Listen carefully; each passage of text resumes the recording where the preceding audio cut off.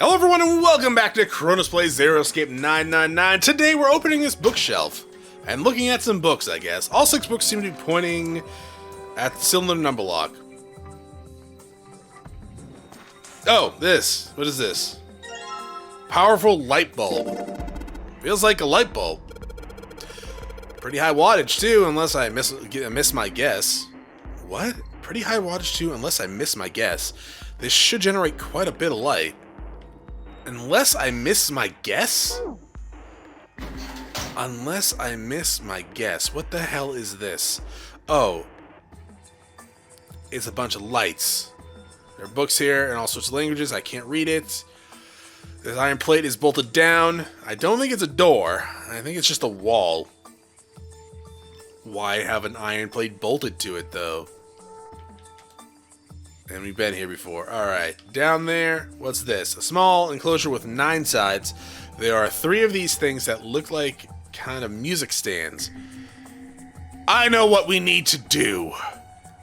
Maybe if I put them on top of the stands. Yes. Okay, how about we try putting these picture books on the stands? Then... Huh. This is a little weird. This is weird. This is weird. Have you seen anything else in this game? Now we need the light bulb. There are 3 lights in this thing. There should be 4, because there are 4 lights. They aren't very bright though. Hey, didn't we find some kind of really powerful light bulb earlier? Why don't we put into one of these lights? Yeah, well, it's get a lot brighter, but but if there are 3 lights, that means 3 light bulbs. There won't be much point unless we replace all 3 light bulbs. We need 3 light bulbs, huh? Alright! We already checked all this crap out. So let's go back upstairs. Because there was one spot I didn't check. Which is over here? No. Here. No. Here. There. And everywhere? What's this? What's the deal with these titles? They're all just gibberish. Hey, what if we, like, switch them around? Switch them around? Yeah! If we move them around, maybe they'll spell something out. Oh, I get it. Oh, I get it. It's Junpei talking. Heck, well, it's worth a shot. Okay, so... No. Yes. No?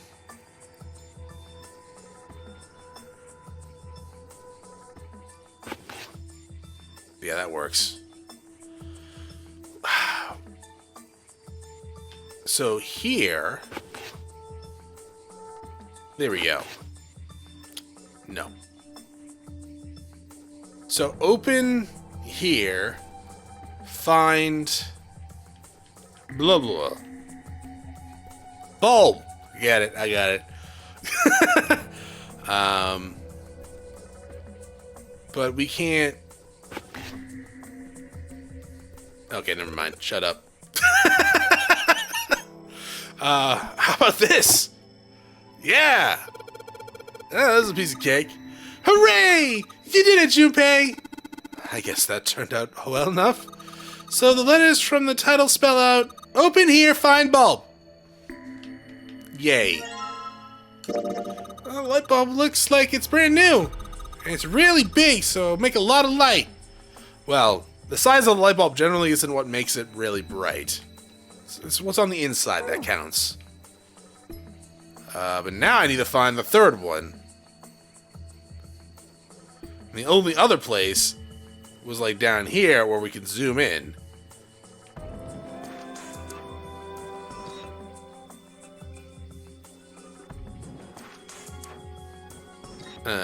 It's got a volume number written on it in the lower part of the spine. Is anyone missing a volume?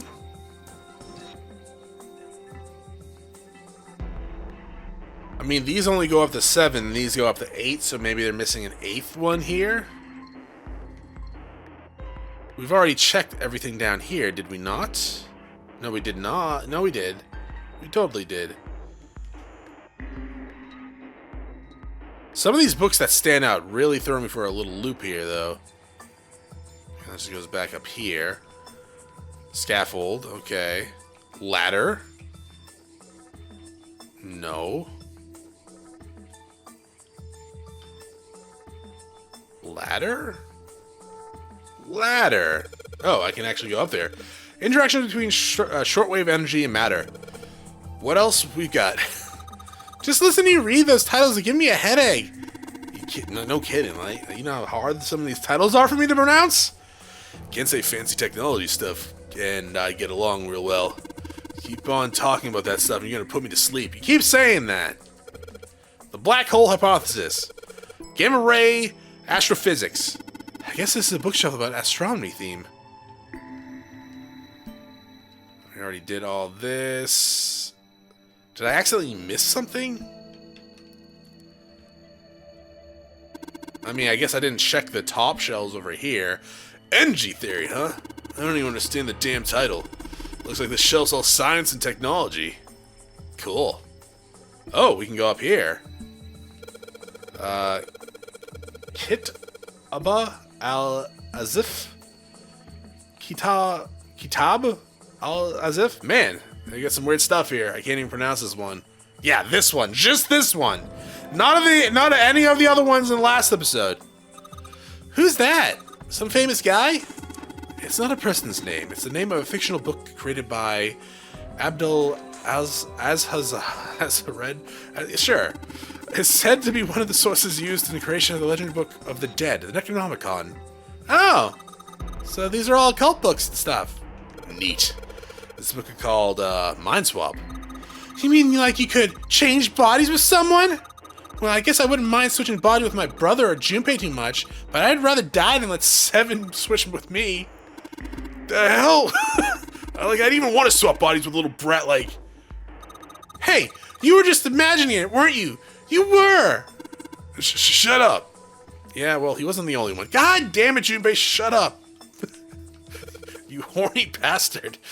Teletemporation and telepathy. What the hell is this one about? Probably telepathy? Well, I know what telepathy is, but I've never heard of teletemporation. It refers to having the ability to travel through time. Oh, neat. This one says the golden rabbit on the moon on it. I kind of wish, like, that ability was, real. Like, not traveling through time, but being able to look back through time. Yeah, I don't know. There's just so many confusing events that's happening that I just want to look back on and be like, how did this event come into play? And even if there's, like, some evidence of, like, oh, this happened, maybe? Like, if it ends, like, an event ends with, like, we're not really sure what happened, but we think it happened like this. Like, I wish there was, like, something where you could just look back in time and be like, okay, let's see what exactly fucking happened with this event, see what caused it. I know it's Fantasyland, which it would be nice to be able to do. It'd also solve a lot of freaking crime cases as well. This one says the golden rabbit in the moon on it. Does that mean it's about a rabbit that lives on the moon? Does it make carrot cake? Rabbits are pretty cute, but what's the moon stuff about? Isn't that like a Japanese thing? It's talking about the Judas tree that is said to grow on the moon, according to the Chinese legend. No? There's an event in Dragon Ball that was like that. It was a callback to Rabbit on the Moon, or something like that. Well, I know they put the rabbit on the moon, but I thought it was a reference to something. Over here, we already looked at this stuff.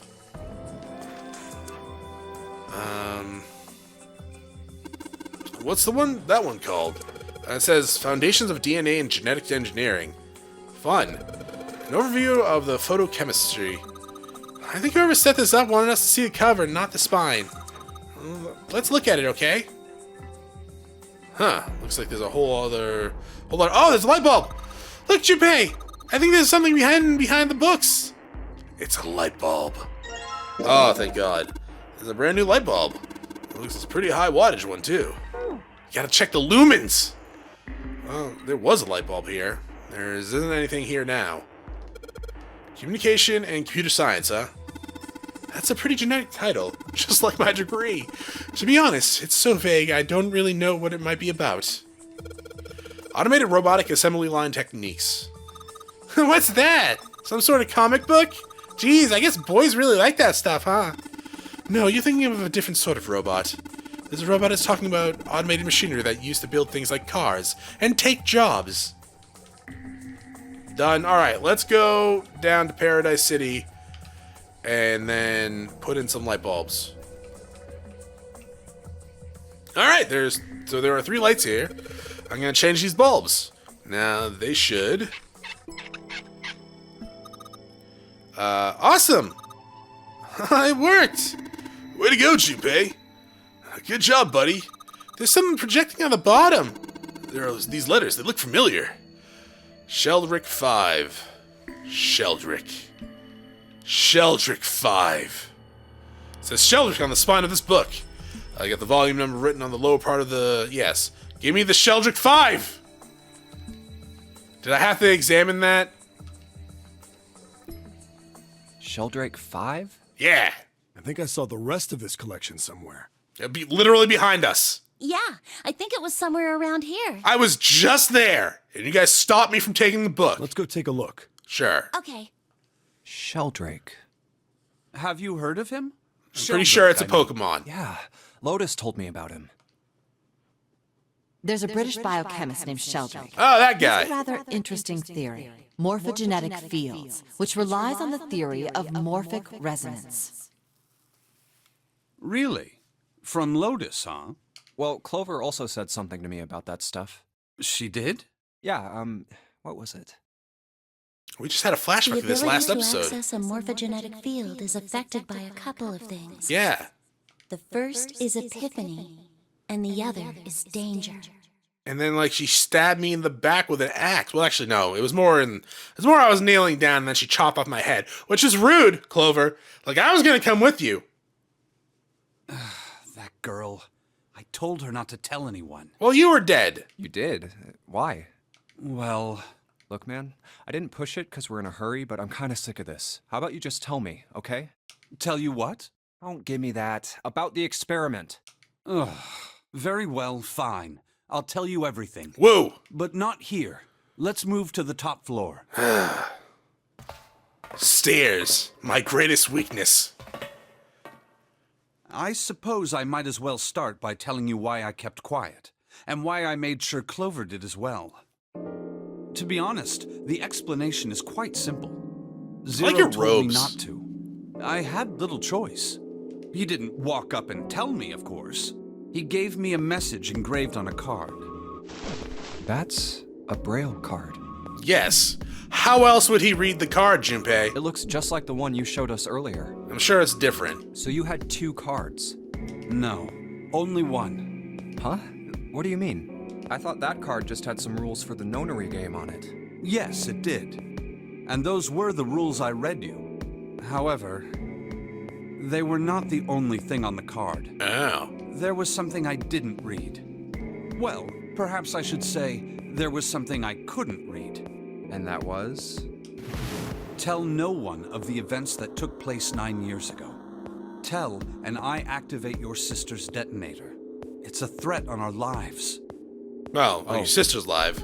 Well, what about Clover? Did she get a message from Zero too? I don't believe she did. Well, she probably wouldn't have told us But anything. doesn't it strike you as strange that Zero would shut my mouth, but not hers? Yeah. To be on the safe side, however, I told her it was best not to tell anyone. Still, apparently she told you. That girl. Well, she was very depressed. What's wrong with her telling me? I figured some stuff out with the things she told me. I mean, it looks like the whole activate her detonator thing was just a bluff. No. Like, he said if he told anyone about 9 years ago. Nothing about Clover. She's prancing around downstairs happy as a clam now that you're back. That's very true. I've decided I can trust You you. should have seen the other timeline, Snake. I've decided to tell you the truth. The chance that Santa is Zero is very high. I feel I can assume Santa doesn't have the time to observe us at the moment. And at any rate, even if he were, I very much doubt he would kill us. Why? Clover told me about the 4-leaf clover, about the words. If he knew about that, then he was in my group during the first experiment. I'm sure of it. He wouldn't kill us, no matter what the situation was. Hey, Snake? Yes, I know. You want to know what happened during the experiment? Sure, I'm up for a flashback again. Yeah. How much do you know? Clover told me about... In one timeline, I see. Seven said he was a detective that came to save you guys. The morphogenetic field in the experiments 9 years prior. How the experiments had taken place simultaneously at 2 locations, one being the ship and the other being a building in Nevada. And the girl that died during the experiment. She told you all that, did she? At any rate, I now know how much you've learned. All that remains for us to determine is who did this and why, right? yes. Can you tell me what happened? Well, we know from the other timeline that Zero wants revenge, right? Yes. The people who organized the initial experiment were from a company called Cradle Pharmaceuticals. Yeah, There were 4 of them running the show. Gentaro Hongo, that's Ace. Nagisa Nijisaki, Teruaki Kubota, Kagechika Musashido. Even just hearing them throws my brain into like a panic. Hongo Oh, is that was the ninth guy? CEO of Cradle Pharmaceuticals. That's Ace's old hairdo? Nijisaki was his right-hand Oh, man. was that Guy He X? did the lion's share of the planning. Oh, is that Captain Zero? Kubota led the company's research and okay. development division. Dude got his Musashido was the revenge, it majority seems like then. stockholder. There's only Ace that needs to be, stabbed or burned alive, one or the other. It was these 4 people who planned the initial experiment. Let me simplify it for you. Hongo That designed might be the it, captain. and He looks a Nijisaki put little it all thicker together. than the captain we saw. Kubota developed the technology required, and Musashido provided the cash. Huh, so it's Hongo, Nijisaki, Kubota, Musashido... That's clearly the Guy X in number 9, though. Of course, more than 4 people were required to conduct an experiment of this scale. Yeah. To that end, they organized a top-secret team to assist them with their research. All in all, they gathered 10 people or so. Those 10 completed their team, and they were able to begin the project. Sick. They named it the Nonary Project. The purpose of the experiment was to research the prospect of controlling a human mind through sheer will. The vessel, I suppose you could say, for this control was the morphogenetic field. Huh. Why did the glycerin suddenly begin to crystallize? Why did the crystal structure of EDT undergo a sudden change? Why did the rats improve their puzzle-solving skills with each generation? Probably from the smell of the other crispy rats. Experiments with humans produce the same results. The more people who knew the answer to a question, the more there were who could answer correctly without having seen the problem before. Why is that? How could it happen? The answer is that the shape of the answer has been stored in a field invisible to the naked eye.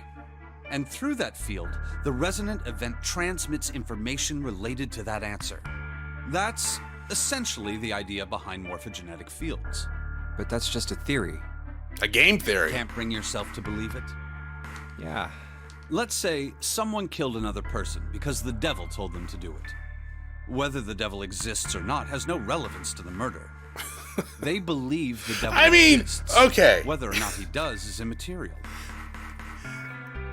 Let's just say on, like, hypothetically, some person kills another person because the devil told him to. And then the devil shows up and like, hey, good job. You finally killed that person I wanted you. High five. And that's caught on tape. That kind of changes some things. Yeah, the dude's still guilty of murder, but you gotta go like, oh shit, there's actually the devil? He's real and here? We have other problems now. So what matters here is that Hongo believed in the morphogenetic field. That's right.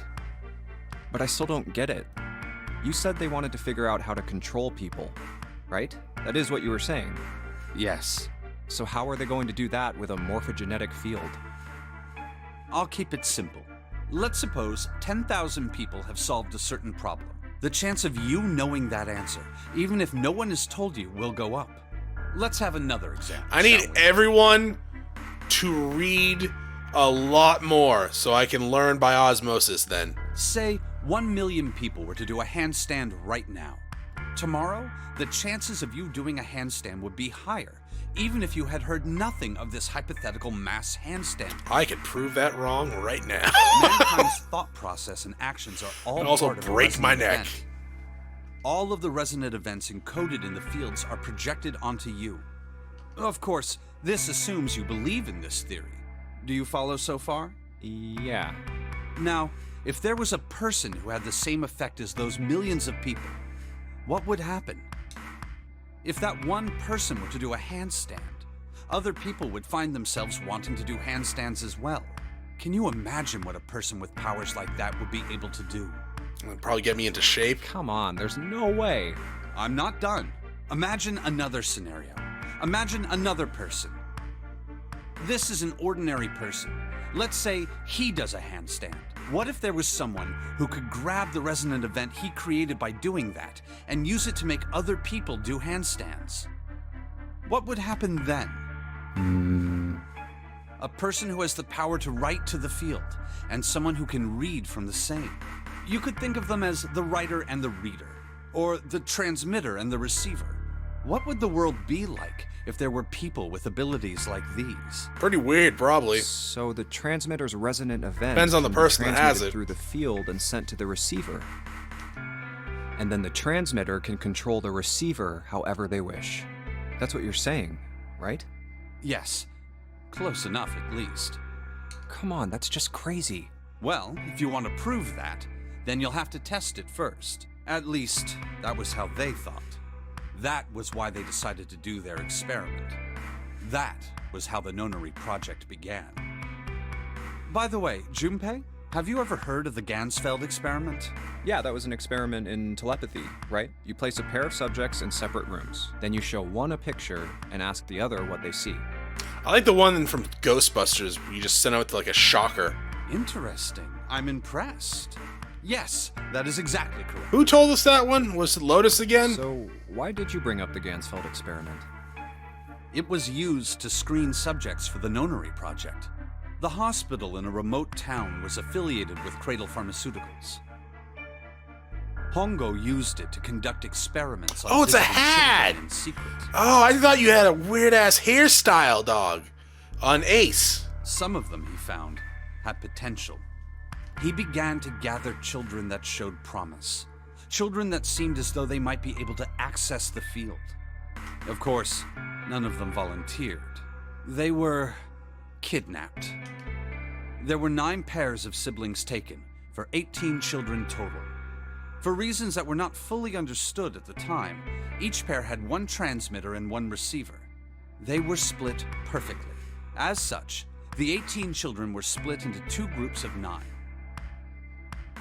The children who were put into Group Q were the ones who excelled at transmitting. They were transferred to the mock experiment building known as Building Q in the Nevada desert. The children who excelled at receiving were put in Group A. Group A was then placed on the former hospital ship Gigantic. This ship. From the experiments he had conducted so far, Hongo had learned the following. There are 2 things that can increase one's resonance with the fields. The first is epiphany. The other is danger. Have you ever been faced with an especially difficult problem and thought about it very long and very hard until finally an answer suddenly appeared in your mind? No, I've been... Every problem that I've been faced with that has been very long and very hard, I forced my way through until I accidentally solve it. It may seem obvious to say so. If this but that series what is I any meant by indication. epiphany. The information obtained through that epiphany can be easily transmitted through the fields, where it can be easily interpreted. Adding danger to that equation allows for even easier field access. That's where Hongo came in. They set up a number of puzzles across the Gigantic.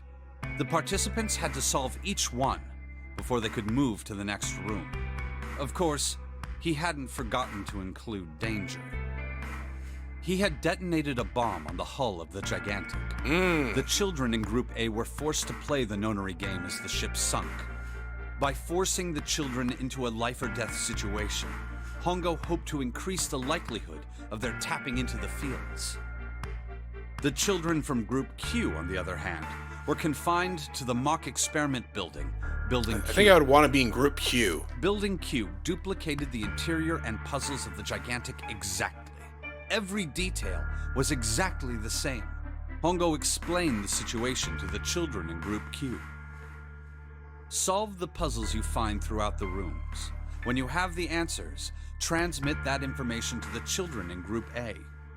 If you succeed, they will be able to solve the puzzles and escape. But if you fail, then the gigantic will sink, and your brothers and sisters will drown. Those were his orders. Do you know why the astronauts of Apollo 13 were able to return to Earth safely? Isn't it because of a sock? It was because NASA had access to a replica of the Apollo 13 capsule. All of the equipment, the instruments, everything. All of it identical. Everything was just like the real Apollo 13. NASA was able to replicate the situation the astronauts found themselves in. By putting themselves in the same situation, they attempted to solve the problems the astronauts were dealing with. Once they found solutions, they reported their findings to the men aboard the actual capsule. That was how they were able to return safely. It was the same with the gigantic in Building Q. The children from Group Q had to use the power of epiphany to solve the puzzles they found and transmit what they learned through the fields. The children in Group A, however, they had to access the fields to learn how they might advance to the next stage. That is the simplest explanation I can manage. Couldn't they just solve the puzzles for themselves? I mean, I know what you're saying. I do get what you're saying. Though, like, Apollo 13 had radios and shit like that, and not telepathy. Huh. Hey, Junpei, Snake! How much longer are you two gonna sit around on those bony asses? My ass ain't bony, dog. Get down here already! He's right. Let's go, shall we? Sure. We don't have much time. We need to get out of here, and soon. Hold it. There's one more thing I want to ask you. Can I have that robe? Are you sure that there were 18 kids? Why? Well, I thought it was only 16. Oh, yes. That was what they said on the news, wasn't it? Yes, I have no doubt that 18 children were abducted and used in Hongo's experiment. Okay. After all, you couldn't exactly play a Nonary game with any less, could you? Well, yeah, but are you saying that the news got it wrong? Yes, I am. There were 2 more children. However, they had no relatives that I'm aware of. I imagine no one filed a police report when they went missing. So that sucks. They were brother and sister, like Clover and I. The brother's name was Aoi. The sister's name was... Her name was Akane. Oh? That was the girl who died. Oh? What? Akane Kurashiki died? He didn't say her last name. We are jumping to conclusions here. But I know in video games there's only one person with, like, a name. 9 years ago? Then, who is June? No. It's impossible. It can't be true. Akane isn't that uncommon of a name. If Snake had known her last name, that's a different matter entirely. Let's ask her last We share name. a name. A lot of other people do too. It doesn't mean anything. It was someone else. Of course it was. I'm gonna assume it's not someone else. But hey, Snake, do you know her last name? Wrong, Junpei? Your breathing sounds strange. Oh, It's asthma. No, it's nothing. I'm fine.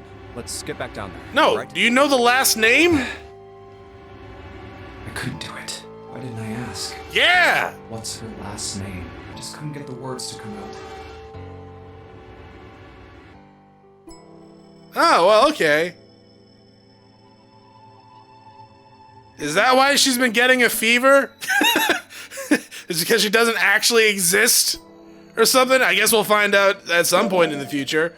Probably not for a while, though. That's it for this episode. Thank you for watching. If you enjoyed the episode, press like below. If you're not subscribed yet, why don't you my videos second? Check out some of the content, see if it's you're liking. Once again, thank you for watching. Hope you all have a great day.